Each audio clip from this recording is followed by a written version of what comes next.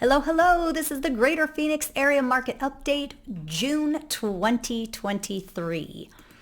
Today's topic is the state of the market, and I am so excited to share with you facts about today's market in the Greater Phoenix area. The rest of it we're going to get to a little bit later, but right now this is going to be the most important thing that you can watch. I am super excited that you are here. Definitely ask your questions. If you have them, you can ask them in the chat here on Zoom, or you can ask them in the comment section if you are watching this live streamed on social media. Either way, I want you guys to know, actually also this is going to be put on our YouTube channel once we are done with this recording here so that you can share, because you're going to see some of the facts that I'm sharing today fly right in the face of some of the stuff that you are hearing out there. So it's really important that you guys have the right information, because we here at our team want to educate, and we want to lead and inspire you to create a better life for yourself through real estate. Maybe you want to be an investor. Maybe you need to downsize. Maybe you need to buy a bigger home. Whatever the case may be, we want to make sure we're educating you so that you can make the best decision for you and your family. So let's get after it. Interest rates. I'm going to scoot over here and move this a little bit out of the way. Okay. Interest rates. For the past 50 years, the 30-year mortgage rate has moved in unison with the 10-year Treasury yield. And by moving in unison, the average between the two was 1.72%, or also said 172 basis points. So you can hear it either way, and it means the same thing. But it's really important that you guys know those mortgage rates they're using the 10-year Treasury yield, but those banks are setting those mortgage rates at that number because that's what they get to keep, right? That's how they make their money. So that's how we know and we can see what's happening. And so what's happening right now with interest rates and this average spread, it's dramatically increased. So the banks are making more money right now, right? And the feds are doing this to curb inflation. That's a standard operating practice that they do to curb inflation. And you can see over this year, 2023, when it started out at 2.705 spread and has increased to 3.23 spread. And just knowing that, remember, 50 years it was 1.72, and now we're clear up at 3.23. Big jump. And George, now this is from KCM, which is Keeping Current Matters. He says that the only times the spread approached or exceeded 300 basis points, or 3%, were during periods of high inflation or economic volatility, like those seen in the early 1980s, or the Great Financial Crisis, also known as the Great Recession of 2008 and 9. This visual helps you see what he just said.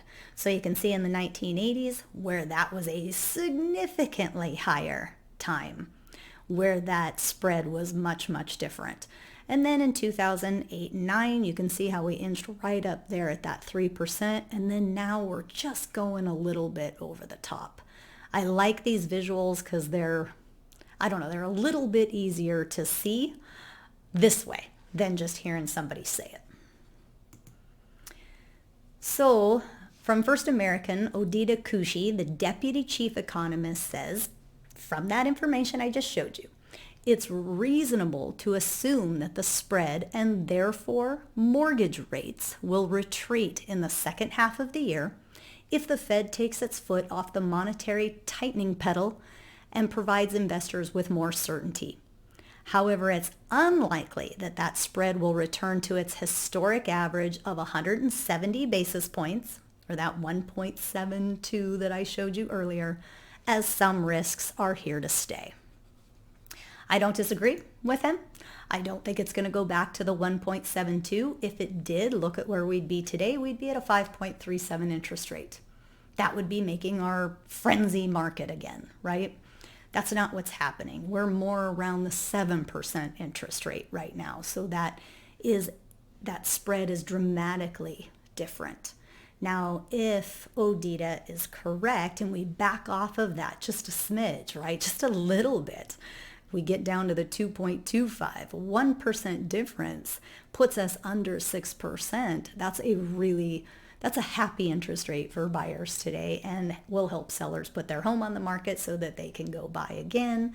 And it can make a big difference. So without predicting, because I don't want to predict, but I do want to give you, I feel that based on this kind of information and why these interest rates are where they are, I think it is a good call or a good gut feeling that these interest rates are going to go down by the end of the year. June is National Homeownership Month, so let's all celebrate. And we're going to talk a little bit just about the benefits of home ownership. Financial benefits of home ownership. Of course, building equity, building wealth, control over your expenses. I assure you that maybe buying a house right now isn't cheaper than renting. Rents are still pretty high. But even if it is cheaper today to rent, 5 years from now, it won't be the same thing, right? Long-term savings, every single payment that you're making on your house, if you have a loan on it, right? Some of that money is going right back to you. That's a long-term savings. And then, of course, as you make those payments month after month after month, you're building some seriously strong credit history for yourself. Now, let's not overlook the social benefits of home ownership. And we don't talk about this too much, but just community, owning your home in your community, the privacy of owning your own home, right? You don't have to worry about a landlord giving you your 48-hour notice and coming over and checking things out. This is your space, your abode, right? Financial education, you are doing what you are teaching your kids to do. Health benefits of just owning your home. I can vouch for those for sure. Property improvements, you want to make changes, it's your home. You want to paint your room pink, feel free, right? And then of course the home office. This is my home office and I love it very, very much. I have a tax write-off, so that's a financial benefit too, but I love working out of my home. Not everybody does, but to me that is a very good social benefit of home ownership. Tax benefits of home ownership, no question. The mortgage interest deduction, the property tax deduction. Right now, the profit from selling your home across this country, this isn't even just in the greater Phoenix area, but across the country, the average of home equity that homeowners have in their home is $300,000. That is a lot of money to have in profit from owning your home. Yeah. And then, of course, not renting without question. Home ownership remains the number one feature of the American dream. Just look at this. More people say that owning a home is the number one importance to them over being able to retire, over a successful career, over having a college degree. So that says a lot about where Americans are in their drive to own a home. I love these stats and super important when people start spouting, right? When people start saying things, I don't know if they heard them or they just make stuff up, but it's really shocking, some of the stuff I hear out here. Consumer Insights report from Mint said 78% of Americans associate home ownership with the American dream. 65% see home ownership as a means of building intergenerational wealth. Now, these are the two I love, the two on the bottom, because our young people they've been getting a bad rap for a long time people saying, they just want to rent. They don't care about home ownership. They rent their cars. Don't be so quick to make those statements. 68% of millennials and Gen Z say investing in real estate is a smart financial decision. 43% of millennials and Gen Z are considering buying an investment property. So go, our young people. Super proud of you. I have two boys that are in that Gen Z space, and I'm pulling for you. Americans' opinion of the best long-term investments. Real estate has been voted the best long-term investment for 11 consecutive years. So our opinion and our feeling of home ownership is alive and well. But, and this is a big but, the consumer confidence in home prices has weakened considerably towards the end of 2022. So look at this graph. Each of these measurements came from December of that year, and it's the percentage of Americans that think prices will go down over the next 12 months. So I cannot tell you how many people we talk to that are holding off buying because they're waiting for the big crash. We're still hearing it. So you are not alone if you feel that way. Many people do. But this is why I'm doing this video. This is why I'm doing a market update. This is why you need to know what's happening in the greater Phoenix area, because these are not the facts. Just because it's what people think is going to happen does not mean it's going to happen. So look at December of 2022, 37%. That's nearly double of the next highest one in 2021. Thought that prices were going to decrease, go down over the next 12 months. So now fast forward this April, we went down a smidge. So March it was 31%, and now in April it's just another percentage higher that still now think that prices are going to go down over the next 12 months. You are the reason I am doing this video. Please keep watching. I'm going to give you the facts about home prices. Percentage change in home values. This is Case-Shiller, FHFA, and CoreLogic. And I want you to see it ends in March. They are not quick with their data. They simply aren't. But they are correct with their data. They wait and they get the facts. So it is important. You can see that beginning of 2022, we were still in the pandemic time. We're going to talk about that a little bit later. But as that started waning and prices did start decreasing, and as we headed into 2023, things are changing, and one after the other are showing that. These are indexes, so this is what we're looking at, these indexes. Now I'm even going to show Zillow, and I am not a fan of Zillow, and I'm going to take a little sidebar. I am not a fan of Zillow because of their Zestimate, lead sellers in the wrong direction. They will not allow us to edit our own listings. They give inaccurate information galore, and quite frankly, they have intellectual property theft.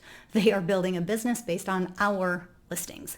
Crazy. So I am not a fan of Zillow, but I am showing that this is also showing the same curve, right, of prices stabilizing.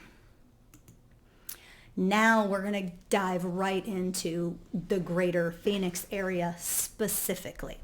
And this is where yours truly, right, we here at the Riddle Group can give you information that is today, up to date, right?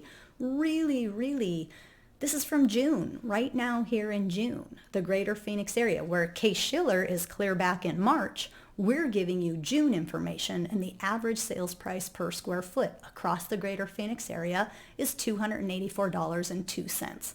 And you can see ever since February of 2023, we have constantly gone up. Our values are going up. Now, this is something where you'll hear in the headlines, right? You'll hear prices have decreased. Prices have decreased. And it's true when you're talking year over year, it has decreased. So you can see June of last year, June today, prices have decreased 6.8%. Or April over April of this year, prices have decreased 5.8%.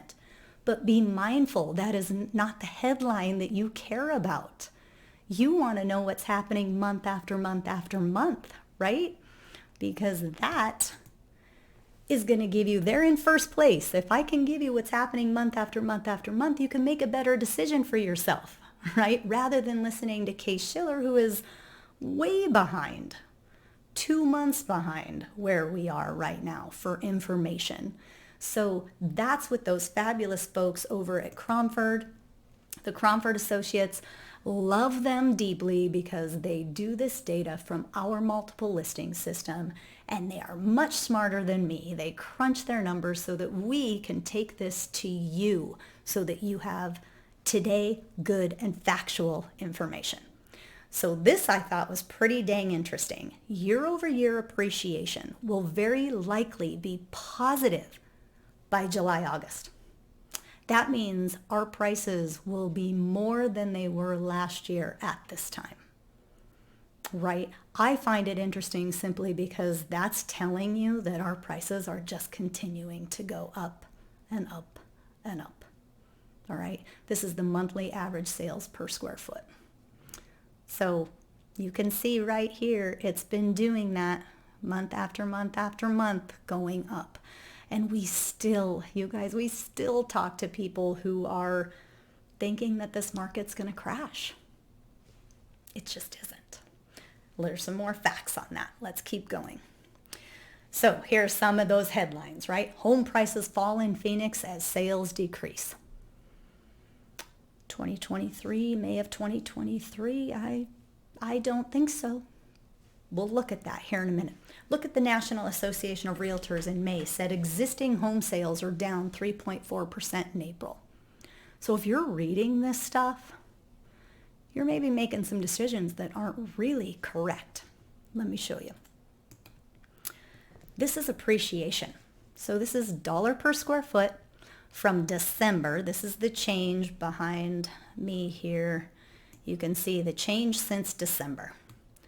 So in all of those price ranges, all the way from under 300,000 in our greater Phoenix area to up over 2 million, our dollar per square foot since December of 2022 to May of 2023 have increased.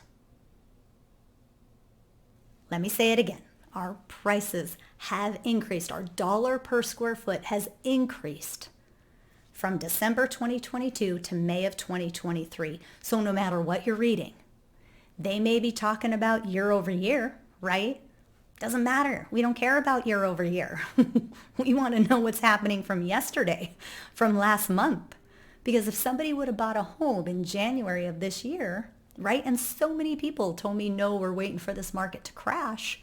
Oh my gosh, look what they've lost out on appreciation from January to today. Yeah, we don't want you to keep making that mistake. If you want to buy now. The home is going to be worth more by the end of the year. So closed sales.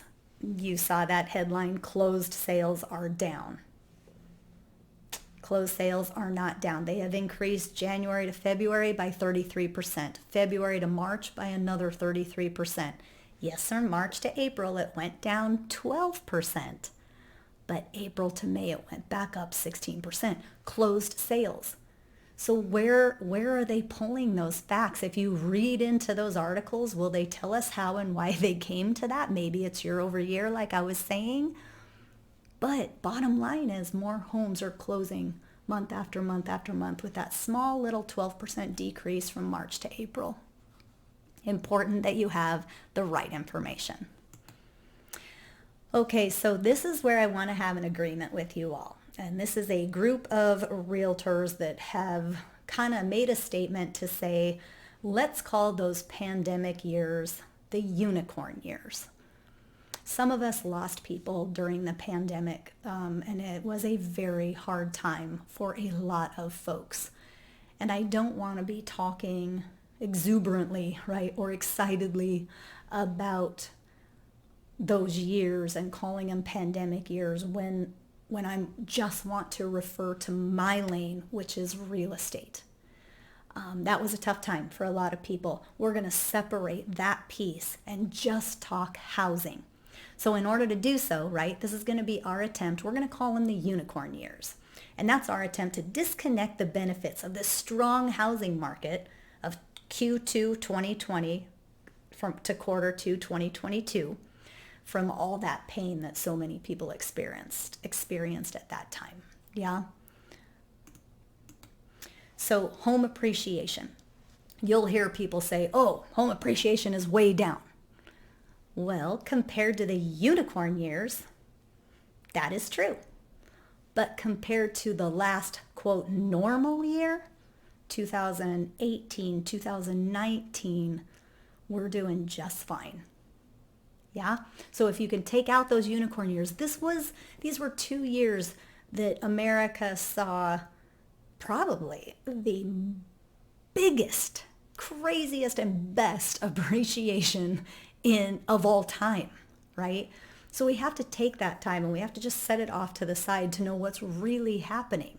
Don't listen to those headlines that are comparing today's market to simply last year. They were an anomaly, right? So let's compare them to the last normal year. We in the greater Phoenix area are tracking more 2019. Going back to that I'm going to actually show you that. Going back to this again, this was that chart I showed you of appreciation. I'm showing you the actual facts and figures. The appreciation is there. We're not going down. We're going up. And we have been since December of 2022, where everybody, well, 37% thought that home prices and home values were going to decrease. Tank, actually. And they have done quite the opposite. So homes for sale. So these are listings on the market. If you see the headline or somebody says, oh, homes for sale have drastically increased. The supply, there's tons of supply out there. Whoa, whoa, whoa, what are you comparing it to? Oh, the unicorn years. Take those away and compare it to the last normal year. Our inventory is way down. So when inventory is down, right, values go up. Supply and demand. But you got to make sure you're taking those unicorn years out of there and not comparing them to last year. So pending listings that have gone under contract. You'll see the headline. Under contract, way down, decreased. You know, it makes you think that the market is going the direction that it is not going. So it's so confusing out there. Things are so confusing out there. But if we can agree to just take those unicorn years, some anomaly out of there. Can you see the stream? Can you see this thread? I'm saying it over and over and over again. We're in exactly a very normal place comparative to 2017, 18, 19, 20, 2023. And I'm going to show you the greater Phoenix area. I don't know why that keeps doing that. I'm so sorry. Look at this. This is contract ratios, properties that are under contract compared to active properties. You can see, you go back and you look at all those June. June is the dark green color. And you can see we're pretty close to normal from all those years, except for that Q2 2020 to Q2 2021. 2022, excuse me. So those 2 years, remove those. We're doing just fine. Prices aren't going down. Homes on the market are normal. So months of inventory. Golly, why does that keep happening? Months of inventory. This is just, again, supply and demand. Don't compare it to the unicorn years. I'm going to say it again. We are definitely low. We have a low supply if you look at the other normal years, 2017, 18, 19. And I'll show you that here in the greater Phoenix area. thanks to the Cromford folks, take a look, and I tried to make this as clear as I possibly can. The line at 100 means a balanced market. Every one of those dots are a dot for that week of that year. Okay, so you can see what happened in 2022. Very high, off the charts. We haven't seen it before. Crazy seller's market. 2021 looks just like that. 2022, the second half gets up there. So I kept those off to make this as clear as I possibly could in showing you a graph. But you can see, look at 2023 and 2019, which proves my point. They are tracking really close to exact as far as a seller's market. We're just above a balanced market in a seller's market. It isn't anything crazy. It's just a healthy, fine, good market, right? So those folks out there that are just hearing things again and again of how they're bad, I need somebody to tell me how they're bad. It's just not bad, right? You can see 2007 and 2008 are also on here, way down buyer's market. That was that horrible, horrible time. The recession, we're nowhere near that. Nothing like that is happening, right? I'm hoping this is helping you feel better about what's happening in the market and less confused. That's the whole point of doing these market updates for you. So final one, foreclosures. Again, and I've seen them. You see the headline, foreclosures are up. Oh, this is what we knew. This is what we were coming. They're going to flood the market. The market's going to crash. No, no, no, no. Foreclosures are up compared to the unicorn years when there was a moratorium on foreclosures. They couldn't even foreclose on homes, so they were so low, right? But not compared to normal. People in normal times, in times that were not the unicorn years, they still got divorced, passed away, lost their job, right?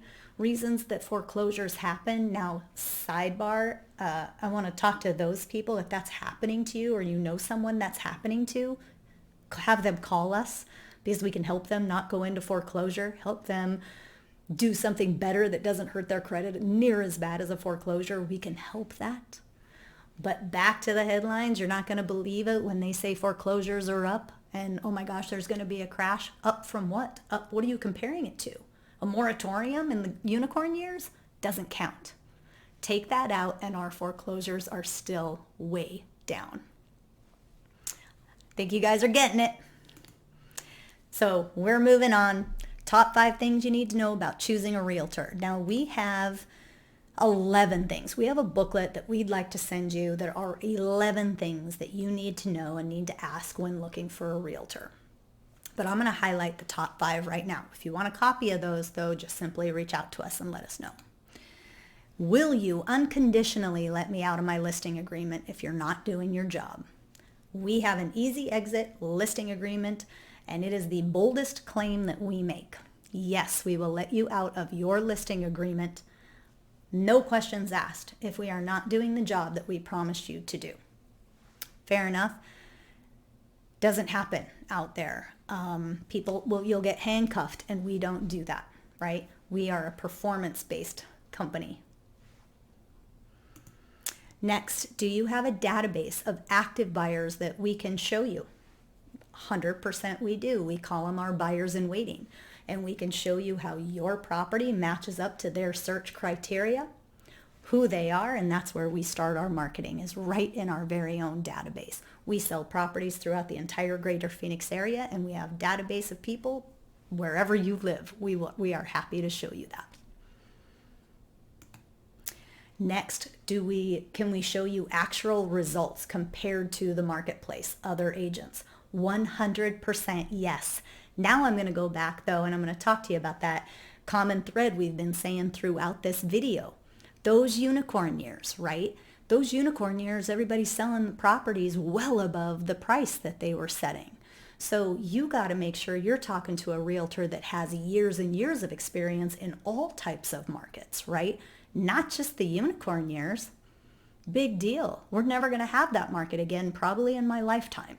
So not sure I care if you were good during those years. I want to know if you were good during all the other years. Matter of fact, did you make it through the Great Recession? Yes, we did, right? Those are things that experience pays off. So know what those agents are doing. We want to show you because we're very proud of the business that we've put together. Photos. Photos and staging. Yes, we do both. So very important. Twilight photos, drone photos, daylight, sunshine photos, showing it light and bright and making sure your home is staged. This picture right here, this one, we actually came in. This home could not sell, did not sell with another realtor. They brought us in. We did this entire renovation. Those walls were red and the furniture was completely different. We came in and did that entire renovation with those folks and ended up selling it $50,000 higher than the cost of what it was listed at plus the renovation. Just giant win. And we have tons and tons of examples of that to share with you if that's a space you are in. And then the testimonials. Please look up testimonials. Look up testimonials for anybody and anything that you're doing. That's the beauty of the internet. It's all over out there, right? And you do not want to be working with people that someone had such a bad experience they were willing to get online and throw that out to the world. So we are very proud of the testimonials that come up for us out there. And the 5 mistakes to avoid, very important if you are looking to sell up property. I want you to take it to heart, and I'm just going to throw these at you. But number 1, you want to avoid not having a marketing strategy. We got to have an exact marketing strategy on what we're going to do day 1, day 2, day 3, right? And get that house sold fast. If someone's coming in just listing your home and then walking away, well, that's not a marketing strategy. You need to have one. Avoid overpricing your property. Our latest and greatest was a property that we had. We priced it exactly right. We knew this home would sell at this price. The seller agreed we were going to price it there. There is another identical home, same builder, same giant lot, everything, right? Priced much higher. And we showed our seller that. But she agreed with us that her home was not worth what they were listing this one at. So we felt like this one's just flat out overpriced, priced hers right, sold it within the first 7 days, multiple offers that pushed her price $120,000 above what we were asking. Now that's not that far from where that other one was listed, but that other one's been sitting on that market for months. So now it looks like a stagnant mass over here, right? People don't want a home, which goes into my third point here, that has a lot of days on market. What's wrong with that house now, right? That didn't happen with this, and she got an excessive price for her home that she is so thrilled with. And we got the right terms too, right? The ability to stay in the home till she finds her next one without rent. Things like that are super important that you don't get to negotiate if you are sitting on the market for endless days. So really important that you have a good strategy. Not doing open houses, I highly suggest our open house marketing starts on Monday for that upcoming weekend.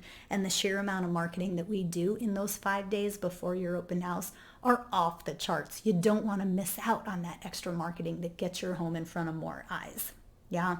And then the last one, not having a sign and a lockbox. There are some reasons to not have it, and I respect those. But for the most part, having a sign and a lockbox are just so much in your advantage, right? More people see it, and your home is secure. With our lockboxes, it is secure. There are multiple ways to make it extra secure, even with our lockboxes. So definitely don't let those things scare you. Yeah. We got ways to make sure you're feeling confident and comfortable.